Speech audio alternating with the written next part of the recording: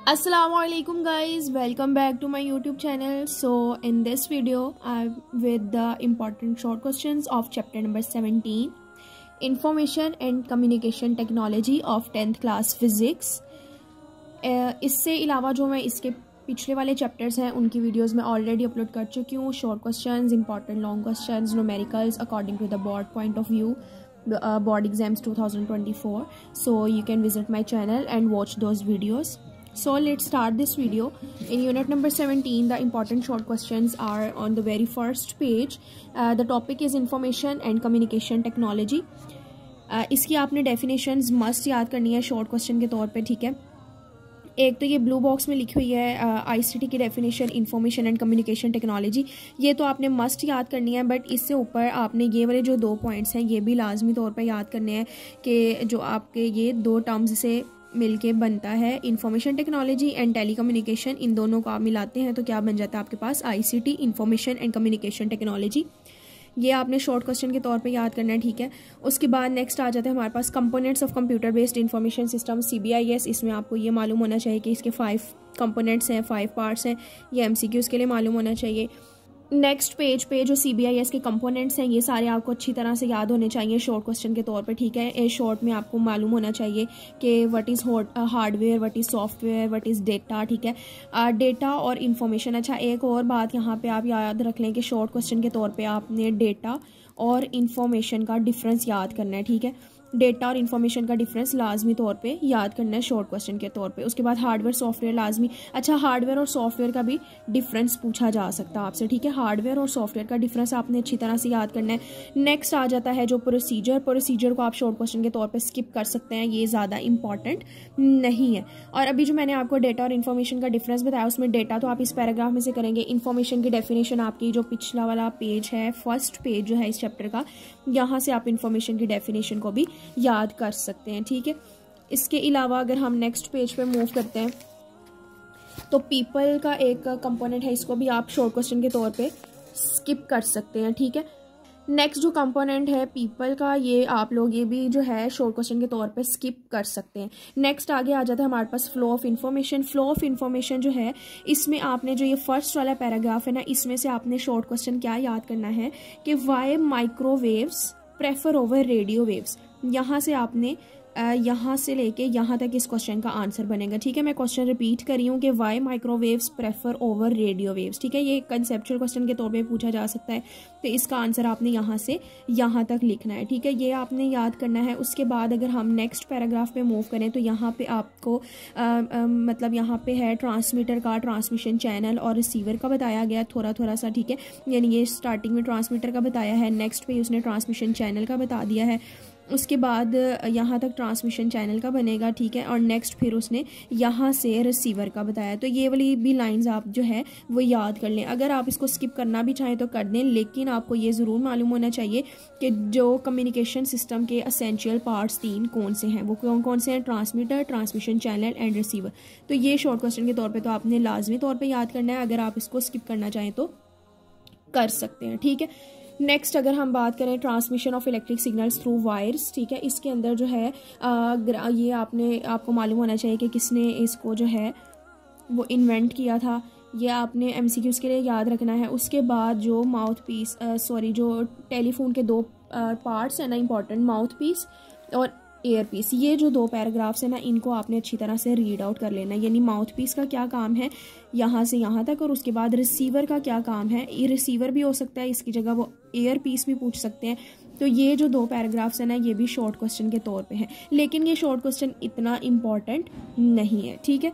उसके बाद आगे आ जाता है transmission of radio waves through space. इसमें से आप ये सारा जो है बस इसको रीड आउट कर लें. एज सच कोई इतना इंपॉर्टेंट शॉर्ट क्वेश्चन नहीं है इसमें से.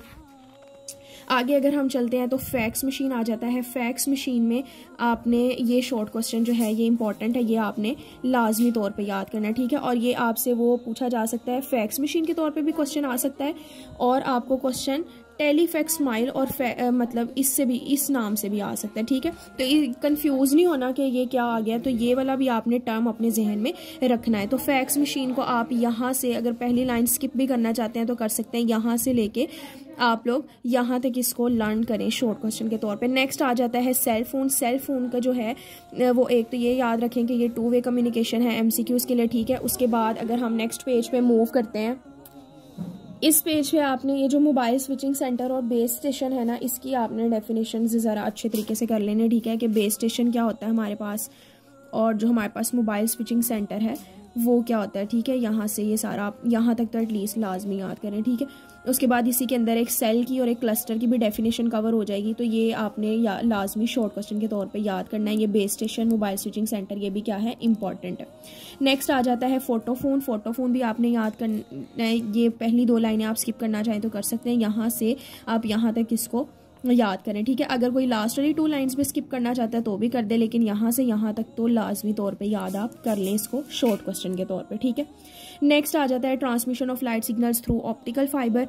ऑप्टिकल फाइबर जो है वो ये टॉपिक हमने पहले चैप्टर नंबर 12 में भी किया हुआ है, तो जिन स्टूडेंट्स ने तो वहाँ से अच्छे तरीके से याद किया है तो उनको यहाँ पे याद करने की ज़रूरत नहीं है, बस इसको एक बार रीड आउट कर लें, काफ़ी है, ठीक है। ऐसे जिसमें से कोई इतना ज़्यादा इंपॉर्टेंट क्वेश्चन नहीं निकल रहा, ठीक है। बाकी यहाँ से कुछ आप जब इसे रीड करेंगे तो कुछ MCQs निकलेंगे, उनको आपने अच्छे तरीके से देख लेना।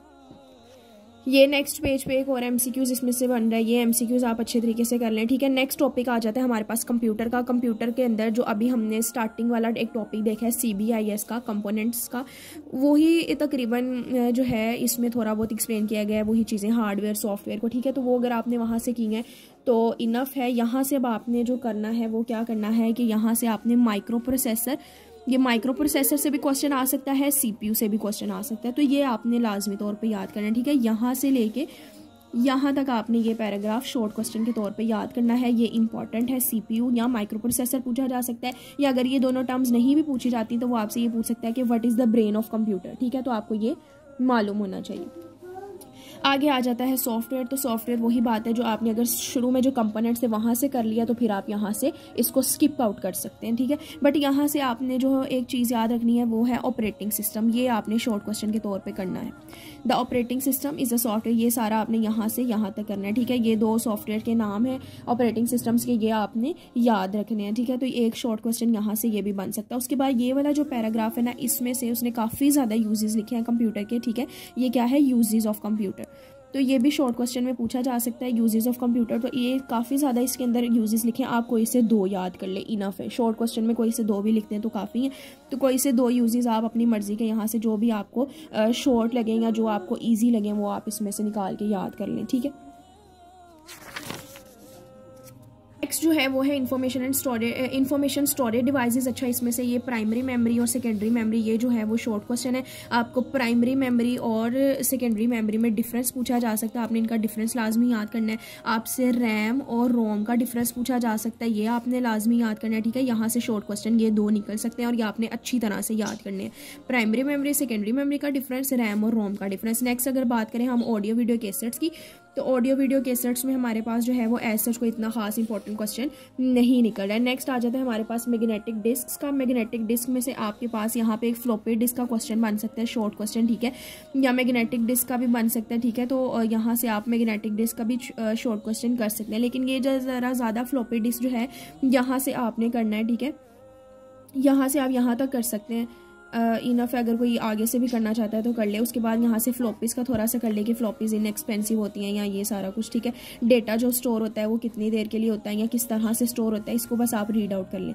तो यहाँ से जो एक शॉर्ट क्वेश्चन बन सकता है कि व्हाट इज़ फ्लॉपी डिस्क, ठीक है। उसके बाद आगे आ जाता है हमारे पास हार्ड डिस्क का क्वेश्चन। हार्ड डिस्क जो है वो भी आपने इसका 2-3 लाइनें आप अच्छी तरह से याद कर लें, यहाँ से यहाँ तक चलें, कर लें, इनफ है। तो हार्ड डिस्क का भी जो है वो शॉर्ट क्वेश्चन आप एहतियातन याद कर लें। It is not much important, but आप थोड़ा सा इसको याद कर लें। नेक्स्ट आ जाता है जी हमारे पास कम्पैक्ट डिस्क, CDs। तो सबसे पहले तो आपकी इसको एब्रीवेशन मालूम होनी चाहिए, ये MCQs में पूछी जा सकती है कि CDs की एब्रीवेशन क्या है, तो कम्पैक्ट डिस्क है, ठीक है। उसके बाद जो इसको आपने याद करना है, इसमें आपको मालूम होना चाहिए कि पिट्स क्या होते हैं, लैंड्स क्या होते हैं, ठीक है, ये आपको मालूम होना चाहिए। उसके बाद ये जो लास्ट पे इसने लिखा हुआ है कि कितना डाटा अपने अंदर स्टोर करता है, ये आपको मालूम होना चाहिए, ठीक है।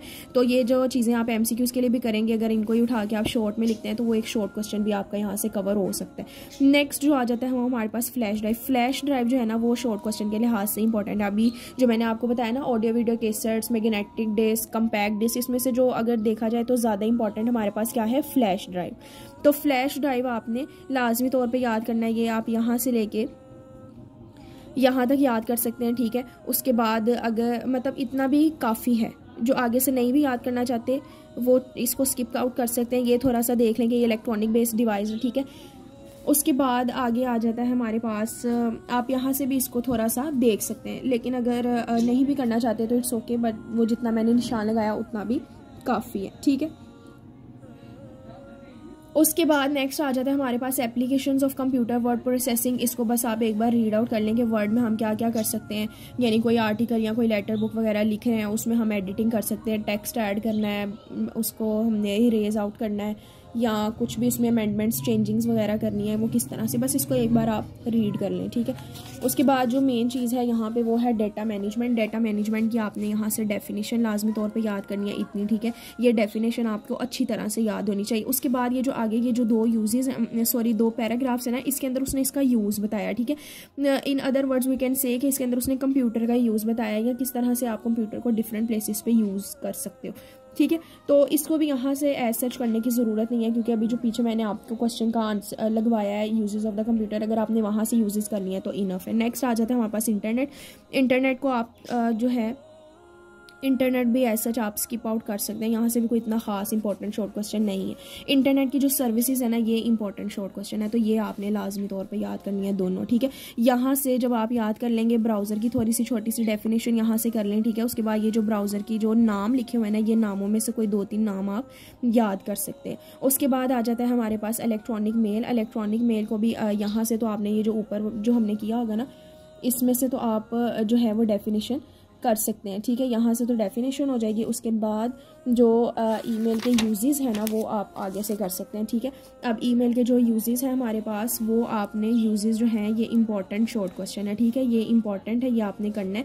अब यूजेस जो हैं वो ये भी लिखे हुए हैं और ये भी लिखे हुए हैं, तो जिसको जो जिस तरह से आसान लगता है वो कर लें, या ये सारे कर लो या ये सारे कर लो, ठीक है। बल्कि अगर सारे भी नहीं करने तो शॉर्ट क्वेश्चन के तौर पे कम से कम 2 तो आपको लाजमी तौर पे याद होने चाहिए, ठीक है। अगर ये आप आगे से थोड़ा सा लिख भी रहे हैं तो 2 काफ़ी हैं। अगर आप आगे से नहीं लिख रहे, सिर्फ नाम लिख रहे हैं, तो फिर कोई से 4 एटलीस्ट याद कर लें।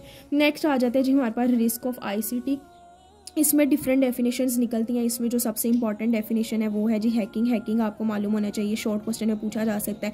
हैकिंग क्या है, शॉर्ट क्वेश्चन में आपसे पूछा जा सकता है। पायरेसी क्या है, ठीक है, तो ये आपको मालूम होना चाहिए। यहाँ से एक थेफ्ट का भी शॉर्ट क्वेश्चन बन सकता है, थेफ्ट क्या है, पायरेसी क्या है, हैकिंग क्या है, तो ये तीनों आपको अच्छी तरह से याद होने चाहिए। और अगर आप तीनों नहीं भी करना चाहते तो एटलीस्ट पायरेसी और हैकिंग ये दोनों आपने लाजमी तौर पर याद करने हैं, ठीक है। नेक्स्ट आ जाता है हमारे यहाँ से जो शॉर्ट क्वेश्चन बन सकता है वो बन सकता है कि how can we reduce the risk of ICT, ठीक है। हम ICT के रिस्क को किस तरह से रिड्यूस कर सकते हैं, तो उसका आप यहाँ से यहाँ तक कर सकते हैं कि हमको एक जो है पासवर्ड जनरेट कर सकते हैं किस तरह से, ठीक है। तो ये भी छोटा सा आप ज़रा शॉर्ट क्वेश्चन याद कर सकते हैं, ठीक है। ये भी आपने शॉर्ट क्वेश्चन याद करना है। नेक्स्ट अगर हम एक्सरसाइज में देखें, एक्सरसाइज में कंसेप्चुअल क्वेश्चन जो है हमारे पास वो सिर्फ 3 ही हैं, ठीक है। ये तीनों आपने अच्छी तरह से याद करने हैं, ये तीनों ही इंपॉर्टेंट है। ये मैं ऑलरेडी बता चुकी हूँ। रैम रोम का डिफरेंस आपको पूछा जा सकता है, ठीक है। उसके बाद जो ये बताना है आपने फ्लॉपी डिस्क और हार्ड डिस्क में से कौन सा ज़्यादा जो है वो रिलायबल है, ठीक है। और ये तीनों शॉर्ट क्वेश्चन जो हैं कंसेप्चुअल, ये तीनों ही क्या हैं, इंपॉर्टेंट, और ये तीनों आपने अच्छी तरह से याद करने हैं। अब अगर हम बात करें इस चैप्टर के लॉन्ग क्वेश्चन की, वैसे तो ये सारा चैप्टर जो है वो शॉर्ट क्वेश्चन ओके अगर हम इस चैप्टर के लॉन्ग क्वेश्चंस की बात करते हैं तो वैसे तो ये सारा चैप्टर शॉर्ट क्वेश्चंस के लिहाज से ज़्यादा इंपॉर्टेंट है, ठीक है। लेकिन इसमें से जो लॉन्ग क्वेश्चन बन सकते हैं वो मैं आपको बता देती हूँ। एक तो सबसे फर्स्ट पेज पे जो आपका कंपोनेंट्स है CBIS का, ये लॉन्ग क्वेश्चन है, ठीक है। इसमें आपने ये 5 के 5 पॉइंट्स अच्छी तरह से लिखने हैं, ठीक है। एक तो ये लॉन्ग क्वेश्चन बन गया आपका इस चैप्टर का।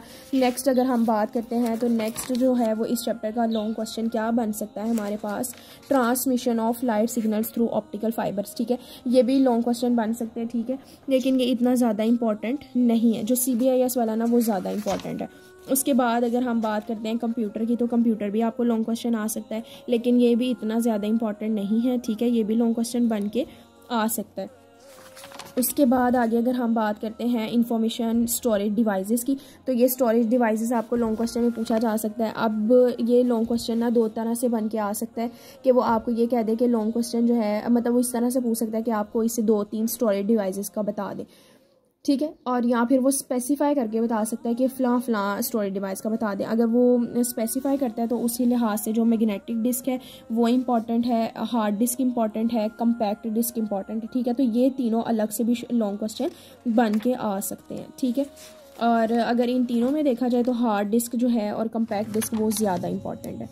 उसके बाद आगे हम बात करते हैं, तो इसके बाद आएगा एक लास्ट पेज पे रिस्क ऑफ आईसीटी। ये भी इम्पॉर्टेंट है, ये भी क्या है, इम्पॉर्टेंट लॉन्ग क्वेश्चन है। अब अगर मैं होल इस चैप्टर की बात करूँ कम्प्लीटली, तो जो सबसे ज़्यादा इंपॉर्टेंट क्वेश्चंस इसके लॉन्ग बन रहे हैं वो तो एक स्टार्टिंग पेज पे CBIS वाला और एक ये लास्ट पेज पे ICT वाला बन रहा है। ठीक है, और अगर थर्ड प्रायोरिटी पे हम देखते हैं तो थर्ड पे हमारे पास वही स्टोरेज डिवाइसेस वाला लॉन्ग क्वेश्चन बन रहा है। ठीक है, उसके बाद जो बाकी मैंने बताए हैं वो आप एहतियातन याद कर सकते हैं, ज़्यादा इंपॉर्टेंट तो नहीं है बट एटलीस्ट बन के आ सकते हैं। ठीक है, so this is all about the chapter number 17. Hope so you like the video. If you like the video, then subscribe my channel if you want to watch more videos like this. Allah Hafiz.